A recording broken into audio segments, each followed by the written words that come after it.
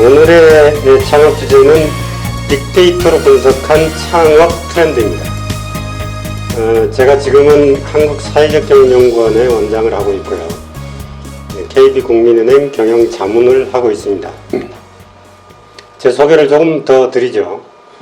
1989년도에 제조업인의 오퍼상을 중심으로 해서 제가 창업 컨설팅을 처음 시작했습니다. 우리나라의 창업 컨설턴트 1호죠. 그 다음에 이제 PC통신이 생긴 게 87년이긴 하지만 활성화된 게 93년쯤 되죠. 그때 이제 정보 제공업, 소위 이제 IP 컨설팅을 위주로 해서 컨설팅을 했습니다. 그러다가 이제 90년대 중반에 여러분들이 아시겠습니다만 인터넷 시대가 되죠. 그래서 그때 이제 96년경에 웹 컨설팅으로 시작해서 요즘에 말하는 쇼핑몰 이런 것들을 계속해 왔고요. 기억하시겠습니다만 한국의 프랜차이즈 협회가 97년도에 생겼죠. 소진공도 97년도에 센터로 해서 시작이 됐으니까 그때 이제 그래서 소상공인을 대상으로 한 컨설팅을 위주로 했고 프랜차이즈 컨설팅을 이제 집중적으로 했습니다. 2000년 들어서 이제 소상공인들에 대한 것을 뭔가 좀 과학적으로 컨설팅하는 방법이 없을까 이걸 굉장히 고민을 많이 했거든요. 그래서 이제 빅데이터를 가지고 상권정보 시스템을 좀 만들어 보자. 그래서 2000년에 집도 팔아가지고 상권정보 시스템을 개발했는데 상권정보 시스템이 사실은 제가 개발한 겁니다. 그때부터 이제 빅데이터에 대한 연구를 계속해 왔습니다. 2010년경에는 이제 소셜벤처 쪽을 또 컨설팅을 위주로 좀 집중했는데 우리 욕심만 부려서야 되겠느냐. 조금 더불어서 사는, 동행하는 비즈니스 모델이 좀 필요하지 않을까라고 해서 소셜벤처 쪽을 집중 컨설팅을 하고 있고요. 그 이후에 이제 빅데이터나 또 새로운 비즈니스 모델에 대한 연구를 지속적으로 해오고 있습니다. 제가 여기까지 이렇게 그 매듭을 지어가면서 계속 설명을 해드린 이유가 있어요. 뭐 저에 대한 이력이기도 하지만 제가 그동안에 이제 한 30년을 컨설팅을 했잖아요. 그러니까 그 사이에 그 상담자들을 보면서 느끼는 게 뭐냐 하면 그때그때 유행에 따라서 자꾸 업종을 쫓아가더라는 말이죠. 그래서 뭔가 자기의 노하우나 지식을 기반으로 해서 어떤 방향을 정해놓고 일정하게 가게 되면 굉장히 유익한 그 인생이 될 텐데 계속 그 돈을 쫓아서 가다 보니까 이게 자꾸 피폐해지더라는 거죠. 그래서 우리가 앞으로는 좀 자기가 그동안에 살아온 족적, 소위 이제 경력이라든지 또는 자기의 지식을 기반으로 해서 뭔가 이렇게 플랫폼을 바꿔 타면서 저처럼 바꿔 타면서 이렇게 똑같은 레인을 가는 것이 장기적으로 굉장히 유리하지 않을까라는 생각이 듭니다. 그래서 앞으로는 저는 정향학교, 방향을 정하는, 인생의 방향을 정하는 학교를 좀 만들어 볼까 이런 생각을 갖고 있습니다. 제가 쭉 이렇게 그 업력을 말씀드렸지만 사실은 하나의 키워드로 정리하자면 창업이잖아요. 그래서 제가 가는 메인 레인은 창업이다. 인생이라는 게 이게 창업이 하나의 수단이잖아요. 우리가 살아가는 수단인데 자꾸 그게 그 창업 자체가 목표인 것처럼 가게 되면 나중에 굉장히 피폐한 인생을 살게 되는 그런 사례들을 제가 많이 봐와서 오늘은 제가 이런 말씀부터 시작을 했습니다. 첫 번째는 업종 경쟁력 해석 순서입니다. 자, 차례대로 제가 소개를 해드리죠. 여러분들 창업할 때 어떻게 해서 업종이나 입지를 결정하나요? 업종이든 입지를 결정하려고 하면 부분적으로 파편적 정보를 가지고 이렇게 해서는 안 되잖아요. 친구의 얘기를 듣고 뭐 신문에 난 걸 가지고 이렇게 해서는 안 되죠. 그러니까 업종이 과학적으로 어떻게 해서 나한테 맞고 타당한가에 대한 해석을 해야 되잖아요. 그래서 그 절차에 대한 얘기를 빅데이터를 기반으로 해서 설명을 한번 해드리죠. 이 표를 보시죠. 빅데이터를 기반으로 업종 경쟁력을 해석하는 순서입니다. 사실은 빅데이터라는 게 사람들이 분석하지만 분석은 다 기계가 하는 거예요. 이 기계가 알고리즘이 하는 거고 그 나온 걸 가지고 이제 해석을 하는 거죠. 그러니까 제가 해석하는 것과 여러분들이 이 데이터를 가지고 해석하는 것은 다를 수 있어요. 그러니까 해석하는 방법에 대한 걸 좀 생각하시면서 거기에 따라서 제 얘기를 들으시면 아 이거는 이렇게 접근하면 또 이 데이터를 여기다 끼워 넣으면 좋겠구나라는 생각이 들 거예요. 예를 들면 제가 10년 전에는 편의점을 분석을 했더니 뜬금없이 고한이라는 곳이 1등이 나와요. 여러분들 고한이 어딘 줄 아세요? 저기 강원도 가면 산골짜기에 고한이라는 면이 있습니다. 왜 여기가 편의점이 5개인데 매출이 1억 5천씩 오른단 말이죠. 아 참 신기하다. 그래서 거기 가봤더니 거기가 어디냐면 카지노가 있는 동네입니다. 카지노가 있다고 해서 왜 편의점이 잘 될까? 가만히 보니까 거기에 카지노 가서 돈을 잃은 사람들이 거기에서 그 숙식을 하면서 원룸 같은 거 얻거나 또 거기 가시면 그 편의점 옆에 아주 그 고물 버스 같은 게 이렇게 있어요. 바퀴 빠진 버스.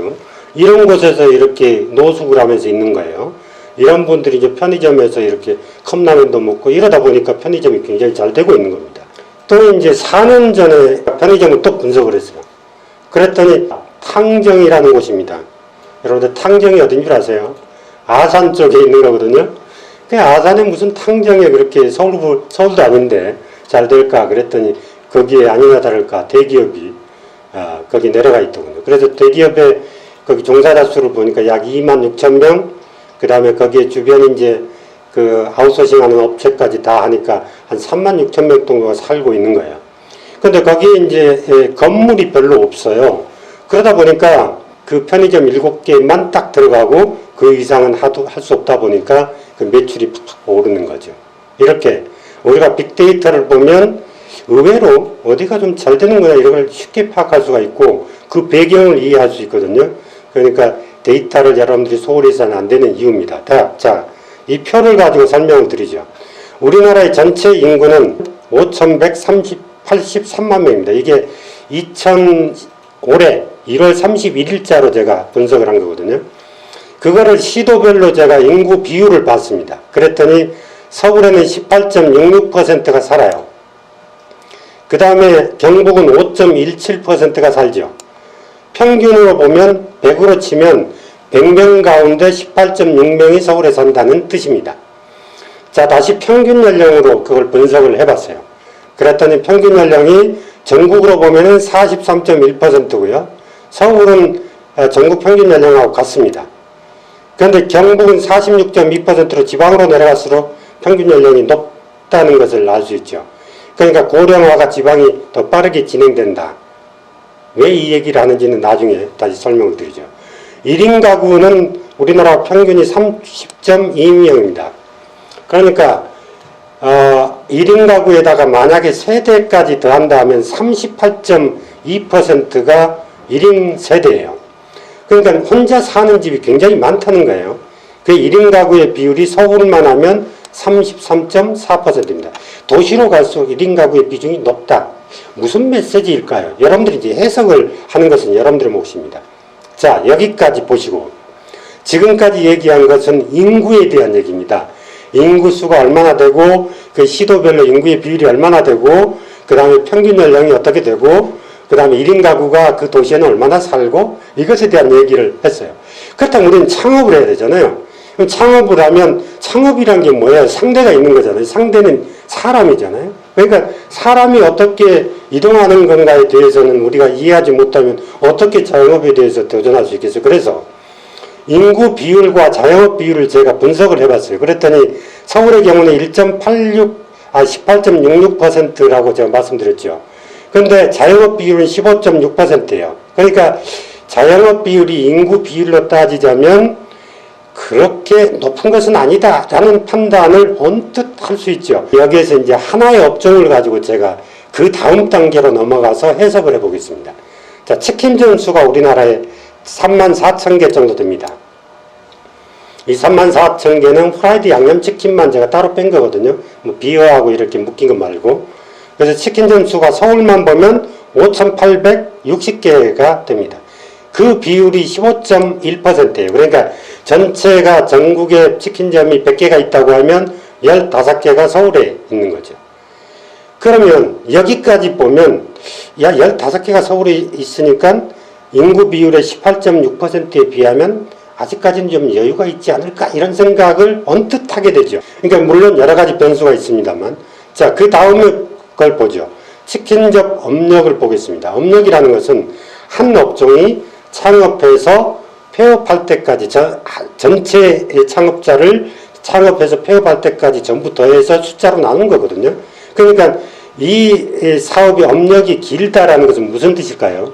그 나름대로 그게 안정적이다라는 의미를 갖고 있습니다. 치킨점의 경우는 서울이 5년을 기록하고 있습니다. 그 다음에 그렇게 되면 이제 여기까지는 치킨점에 대한 포화 정도를 우리가 이해를 하는 데이터라고 한다면, 실제로 치킨점은 얼마나 벌까라는 것에 대한 궁금증이 있을 거 아니겠어요? 그때 이제 평균 매출, 그래서 서울의 경우는 1,700만 원 정도가 되겠고요. 전국 평균으로 보면 1,600만 원 정도가를 벌고 있습니다. 자, 자세한 것은 조금 있다가 또 다른 데이터를 가지고 보겠는데, 예로 들어서 이제 밑에 이렇게 하나를 했는데 여러분들이 잘 보이지 않을 거니까 이거는 큰 그림으로 다시 설명을 해 드리는 걸로 하겠습니다. 자, 여기서 한 페이지를 더 넘겨 보겠습니다. 제가 여기에서 이 하늘색으로 되어 있는 자영업종까지는 조금 전에 인구니까 말씀을 드렸죠. 그 오른쪽으로 보시죠.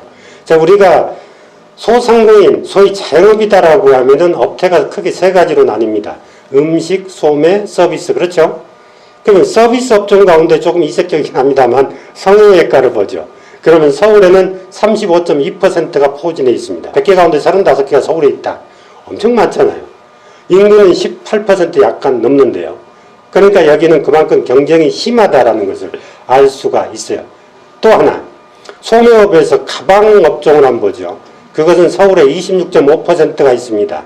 그러면 100개 가운데 26개가 서울에 있다라는 것은 그만큼 여기가 인구는 18%인데 그만큼 포화가 돼 있다라는 뜻 아니겠어요?